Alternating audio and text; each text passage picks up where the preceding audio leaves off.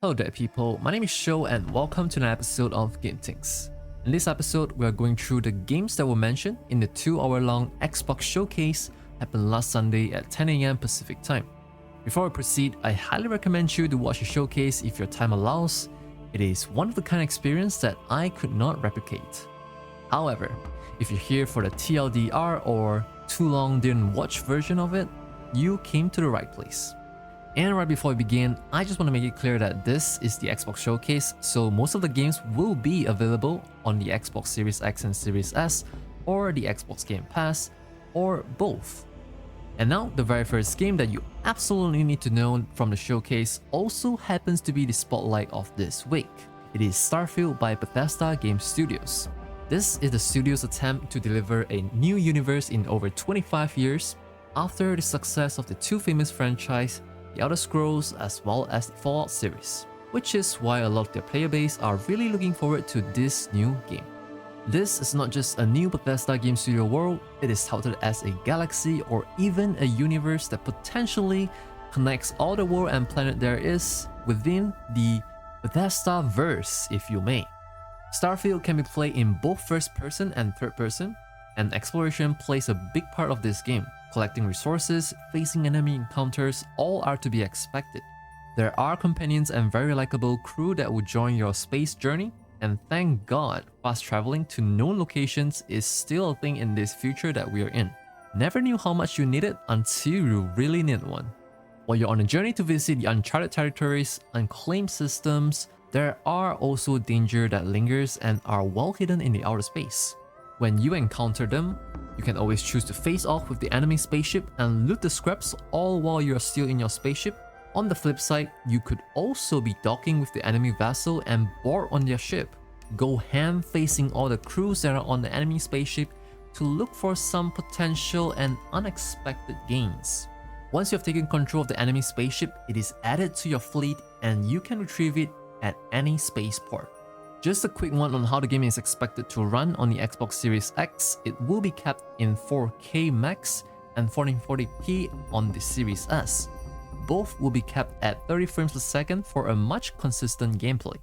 On PC, the game recommends an SSD as storage requirement, and I highly doubt it will be kept at 30 frames per second like the console.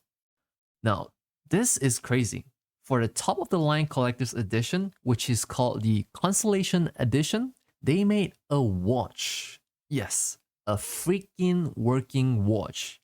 The Constellation Explorer's Watch, or also known as the Starfield Chronomark Watch, which is the very same watch that you as the player uses in-game to act as a part of your heads-up display that shows the compass and environmental info.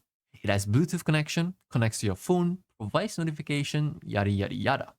Not to mention, the watch case that was made is inspired by the aluminum case called the Apollo Lunar Sample Return Container, which was used to preserve and secure samples being brought back to Earth from the moon during the Apollo era back in 1960s and 1970s.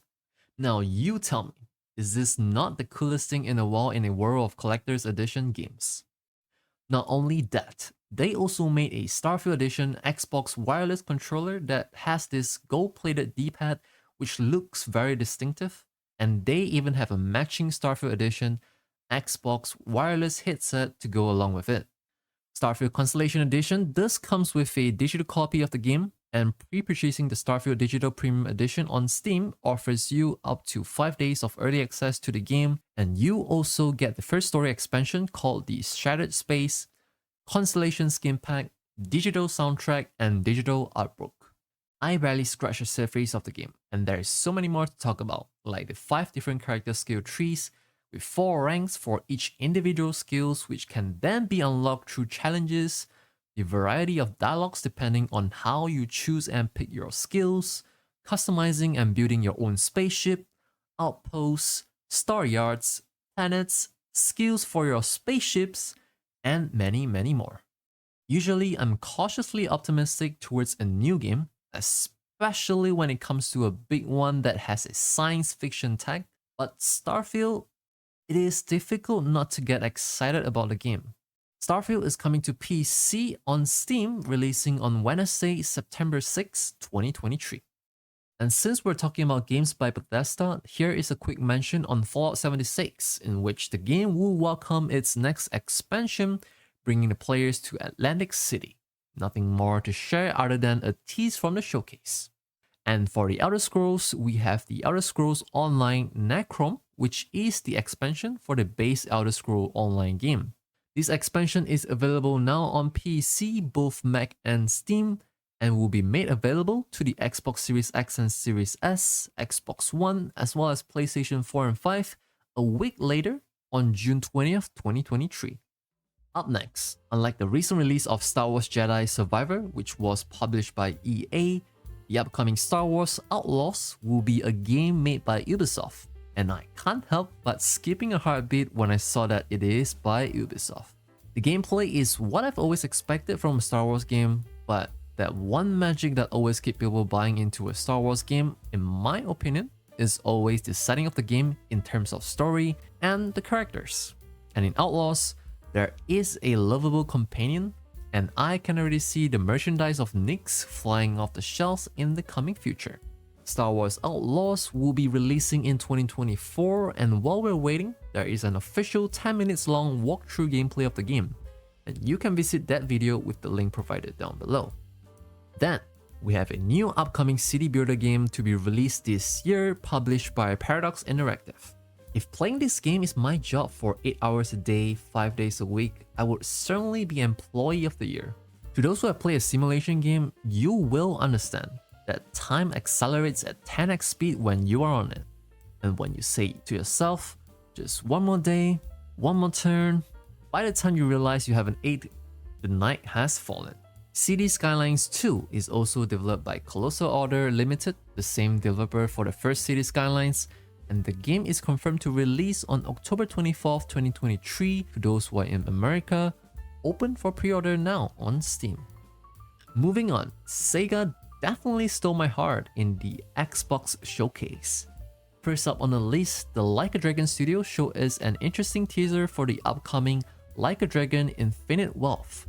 And what they did in this trailer, I believe, is everything the fans of Yakuza loves, with the game coming in early 2024. Now, this is definitely unexpected for me from Atlas. In this announcement trailer of Persona 5 Tactica, or P5T, we can see that it offers a grid-based combat gameplay with characters in chibi form. I'm not sure how to feel about the game, but hey, it is something new to try out, and Persona 5 Tactica is also coming to Xbox One on November 17, 2023. The showcase from Sega did not stop there. Atlas showed us Persona 3 Reload, which sets for an early 2024 release. Don't quote me on this, but I've read this somewhere from the internet stating that the playable female protagonist from Persona 3 Portable will not be included in Persona 3 Reload. Whether this is true or not, let's wait for the official news on that. And I guess on the bright side, having not played the original entry of the game, you just wouldn't know what you're missing from the original until you read or heard it from the internet. Persona 3 Reload will be made available on Xbox One, PlayStation 4 and 5, and Steam on PC. Finally, a new franchise from the creator of Persona 3, 4, and 5, Studio Zero, also under Atlas, presents you their newborn franchise called Metaphor ReFantazio, which is looking to be a turn-based RPG with many DNAs that can be seen shared from the Shin Megami Tensei and the Persona franchise. Metaphor ReFantazio is coming next year in 2024. Last but not least, Xbox Game Studios kicked off with one of my favorite teaser/trailer from the showcase. It is Fable, developed by Playground Games. The Fable series is known for its humor, and they are here to stay for the upcoming reboot of the game. No mention release date as of now, but it is definitely coming to Game Pass on day 1 of its release.